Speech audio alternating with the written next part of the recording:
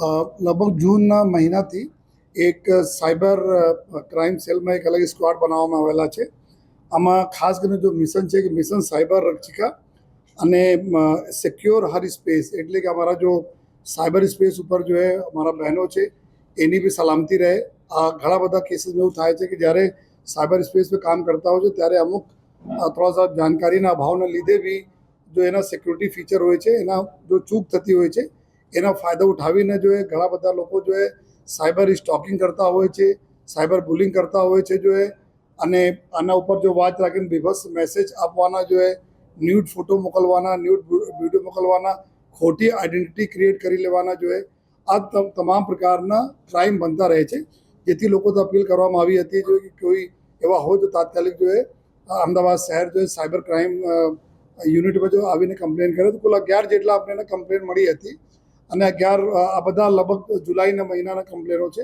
એના તાત્કાલિક જો પોલીસને અલગ અલગ ટીમ બનાવીને અમુક આરોપીઓ અન્ય રાજ્ય, કુછ રાજસ્થાનના આરોપી છે, કુછ ગુજરાતના અલગ અલગ જિલ્લાઓના આરોપી છે અને આજે 8 આરોપીઓનો ધરપકડ કરવામાં આવી. આમાં એક મહિલા છે અને 7 બીજા આરોપીઓ છે. આમાં આ વિગત અમે લોકો જો જ્યારે એનાલિસિસ કર્યા ત્યારે ખબર પડી કે આ લોકો જો ખોટા એક કોઈ લેડીના આપણા આઈડી બનાવીને અપ્રોચ કરીને કોન્ટેક્ટ બનાવ્યા અને પછી જો એના ગમે તેમ કરીને એના જો સિક્યોરિટી ફીચરના અભાવને લીધે જો આ લોકો એના હેક કરીને એના બધા ફોટોઝ, વિડીયો, મોર્ફ વિડીયોઝ અને ન્યૂડ વિડીયોઝ મોકલવાના અને પછી જો એના ધમકાવવાના કે તમે અગર એટલા પૈસા નહીં આપશો તો તમારે અમે વાયરલ કરી દઈશ. અમુક કેસીસમાં અમે લોકો જોયા કે જ્યારે ખબર પડી કે ઘણા બધા કેસમાં એના રિલેટિવ આરોપી તરીકે હતા કે અંદર એકબીજાને ડિફેમ કરવા માટે જો અલગ ખોટા આઈડેન્ટિટી બનાવીને કરતા હતા. અમુક કોઈને લગ્ન તોડાવી નાખવાના હોય, કોઈ સાથે પહેલે જો મતલબ કોઈ અફેરમાં હોય, અફેર તૂટી ગયા હોય, એના બીજે જગ્યાએ લગ્ન થતા હોય તો એના જો ટાર્ગેટ કરીને કેવી રીતે જો એના જ્યાં એના ઘર નવા બસે છે એના લોકોને જો મોકલવાના જેથી જો ડિસ્ટર્બ થતા રહે. તો આ પ્રકારના આરોપીઓ છે. આમાં 2 આરોપીઓ છે થોડા એના વિકૃત માનસિકતાના બી છે, જે બધા લોકોને ટાર્ગેટ કરવાના જ કામ હોય બિના કોઈ રીઝનના. અમુક રીઝન હતા કે સગા સંબંધી હોય એના ગમે તેમ કરીને એના ડેમેજ કરીએ ઇમેજ.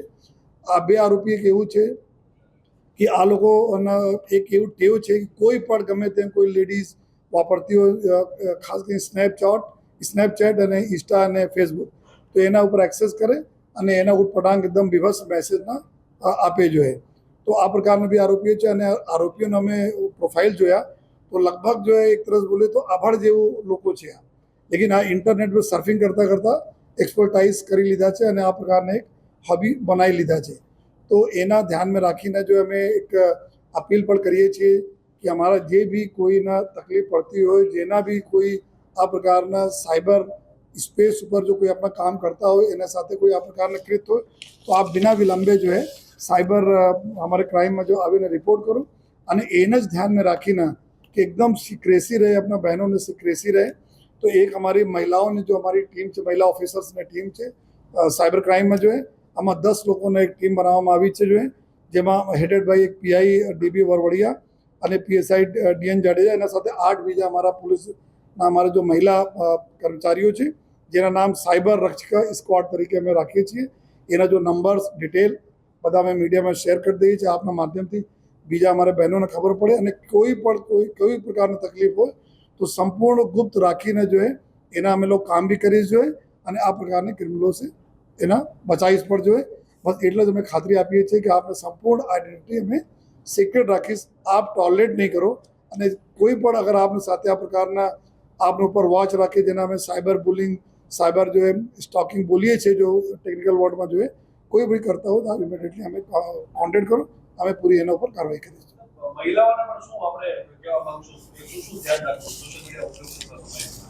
અમે સોશિયલ મીડિયા જેટલા બી કેસીસ થયા એના એનાલિસિસમાં અમે લોકો જોયા કે એક તો એકદમ અનસિક્યોર્ડ જો એના પ્રોફાઇલ રહે છે અને આ લોકો જો એકદમ જો બી આઈડી પાસવર્ડ વગેરે રહે છે, પાસવર્ડ બી તો બહુ ચાલતા રહે છે, મતલબ ઇઝીલી જો એના ઓપન બી કરે, કોઈ એક્સેસ બી કરી લે અને કોઈ અનનોન લોકો કોઈ રિક્વેસ્ટ મોકલે તો એના એક્સેપ્ટ કરી લેતા હોય છે. કોઈ બી ડીપીમાં એવા ફોટો મૂકી દેતા હોય તો અમુક લોકો એનાથી એટ્રેક્ટ થઈને એના સાથે કોન્ટેક્ટ કરવાના ચાલુ કરી દેતા હોય છે. આપની પર્સનલ ડિટેલ લોકો શેર કરવા લાગે છે તો આ પ્રકારની ચીજોને નહીં કરવા જોઈએ. આપ જેટલા આપના જેના ઓળખો છો, આપના દોસ્ત હોય, આપના રિલેટિવ્સ હોય, આપના મિત્રો હોય, એના સાથે જો આપણે કરવા જોઈએ. અનનોન લોકો સાથે જો આપ એવોઇડ કરવો જોઈએ એવી અમે બધા રિક્વેસ્ટ કરીએ છીએ. અને એના સાથે ઘણા બધા અમારા એક ગાઈડલાઇન્સ બી છે, જો આપના માધ્યમથી તમે ગ્રુપમાં નાખીશ.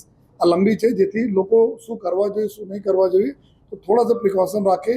અને બીજા ઘણા બધા કેસીસ અમે લોકો એવું જોયા કે हमारा जो फॉलोअर વધે, हमारा जो પોસ્ટના લાઇક્સ બધું મળે જોઈએ, તો આ હોલ્ડમાં બી આ લોકો જો આ પ્રકારના આમાં ટ્રેપમાં અનનોન લોકોના ટ્રેપમાં આવી જાય છે, જેથી આ બધા તકલીફો પડે છે. જનરલી થોડા અમે એટલા જ થોડા મેટ્રિમોનિયલ રિલેશન ટાઈપના મેટર છે, જો નહીં થયા લગ્ન તો એના પછી બીજાને ડેમેજ કરીએ, આ પ્રકારના કેસ.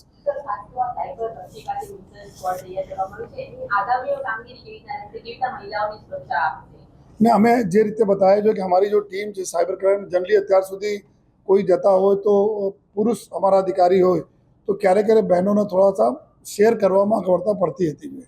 તો એને જ ધ્યાનમાં રાખીને જો આ તમે અત્યારે ચૂંકી બી લગભગ 1.5 મહિનાથી અમારા બે મહિનાથી આ જૂનના મહિનાથી આ સેલ ચાલુ કરવામાં આવેલા છે જો તો એના અનુભવ પ્રમાણે અમે લોકોને એવું લાગે કે આ એક્સક્લુઝિવ બહેનો માટે અલગથી સ્ક્વોડ હોવા જોઈએ, જેથી આ લોકો ખુલીને શેર કરી શકે આપણી સમસ્યાઓ. તો એના માટે આ જો 10 જેટલા અમારા લેડી ઓફિસર છે એના એક સાયબર રક્ષકા સ્ક્વોડ એના સ્ટાર્ટ કરવામાં આવી રહ્યા છે. અને આમાં જો એક્સટોર્શનવાળા એક કમ્પ્લેન છે, અત્યારે પૈસાના નથી અત્યાર સુધી અમારે તો આરોપી લઈ આવ્યા છીએ કે ફરિયાદી તરફ સુધી ના છે, લેકિન આરોપીને પૂછપરછ ચાલુ છે. અને બાકી કેસીસમાં ડેમેજ કરવાના એના આશય હતા કે એના સોશિયલી ડેમેજ કરી દઈએ આ પ્રકારના